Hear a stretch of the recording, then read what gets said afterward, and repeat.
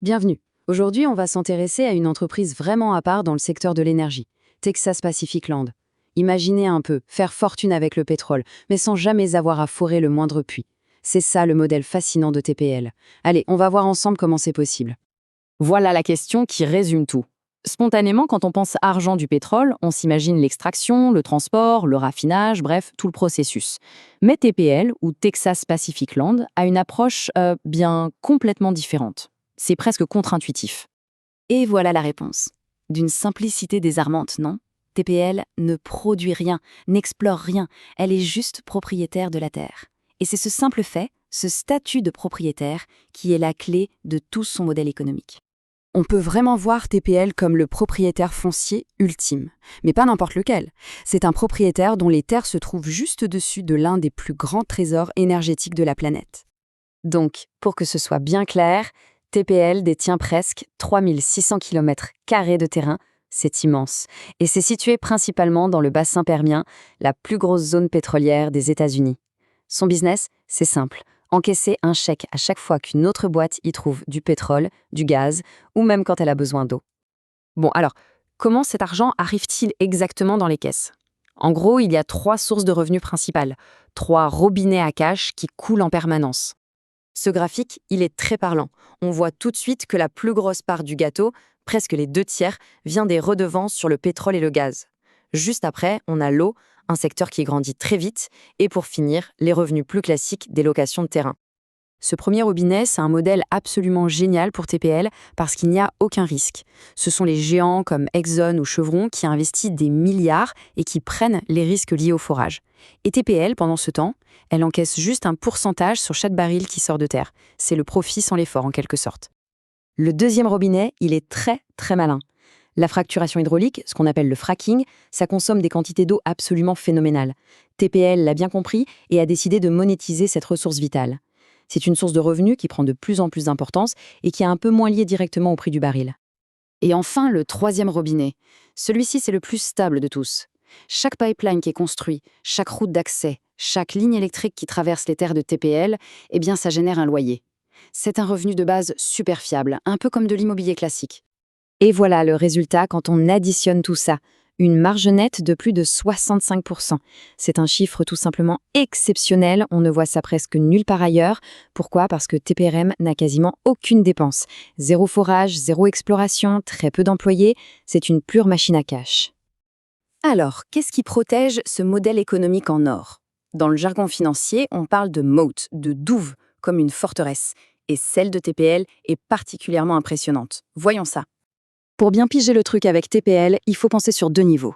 D'un côté, il y a la surface, les routes, les pipelines, tout ce qu'on voit. Et de l'autre, il y a le sous-sol, le pétrole, le gaz. Le vrai trésor de TPL, sa spécialité, c'est le sous-sol. C'est vraiment là que réside toute sa puissance. Ce tableau, il illustre parfaitement la différence.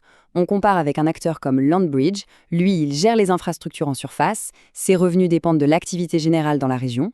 TPL, c'est différent. Elle est directement branchée sur le prix de chaque baril extrait, son modèle est beaucoup plus léger en capital, mais en contrepartie, beaucoup plus exposé au prix de la matière première. La forteresse de TPL, elle repose donc sur 2 piliers ultra solides. Le premier, un actif impossible à copier. Ces droits fonciers datent de 1888, on ne peut tout simplement plus en créer de nouveaux. Et le deuxième pilier, c'est un effet de levier naturel. Quand les foreurs deviennent meilleurs, plus efficaces, les revenus de TPL augmentent. Et ça, c'est automatique, sans qu'elle n'ait à dépenser un seul centime de plus. D'accord, mais comment est-ce qu'on peut prévoir l'avenir d'une entreprise comme ça? Eh bien, il se trouve que TPL a une sorte de boule de cristal. C'est un inventaire très précis des puits qui attendent d'être mis en production. Jetons un œil à ce que ça nous révèle. Regardez-moi ce chiffre, 11 100. C'est le nombre de puits qui sont déjà forés, mais pas encore, disons, allumés. C'est une réserve de production absolument colossale qui attend juste le feu vert pour être mise en service. Alors, qu'est-ce que ça veut dire concrètement? Cet énorme stock de puits en attente, c'est un peu comme avoir une fenêtre ouverte sur les futurs revenus de l'entreprise. C'est assez unique. Et la voilà, cette fameuse boule de cristal. L'important, c'est cette catégorie, de UC Wells. Nos 1100 puits. Ce qui est dingue, c'est de voir qui les opère. Ce sont les plus grands noms du secteur. Et où ils sont? Dans les zones les plus rentables. Cet inventaire, c'est une quasi-garantie de revenus pour les 12 à 24 mois à venir. Donc, si on résume les 3 points clés, Premièrement, la croissance à venir est quasiment verrouillée, parce qu'on sait que ces puits vont être activés très vite. Deuxièmement, le risque est minime, car ce sont des opérateurs ultra fiables qui sont à la manœuvre. Et troisièmement, la rentabilité s'annonce maximale, car ils sont situés au meilleur endroit possible. Bon, après avoir vu tout ça, quel est le verdict? Est-ce que TPL est l'entreprise parfaite? On fait le bilan. Ce tableau, il résume tout très bien. Le modèle économique, la forteresse, la rentabilité, le bilan financier, tout est exceptionnel. Le point crucial, le talon d'Achille s'il en est un, c'est bien sûr la dépendance au prix du pétrole. L'ensemble du modèle repose sur cette seule variable.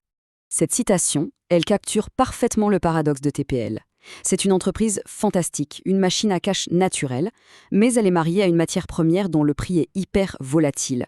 C'est le package complet, on ne peut pas avoir l'un sans l'autre. Et on va terminer sur cette question.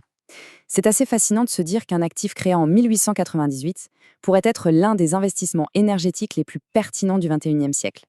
C'est une belle leçon sur la façon dont l'histoire et la géologie peuvent créer une valeur qui traverse les âges. Merci d'avoir suivi cette analyse.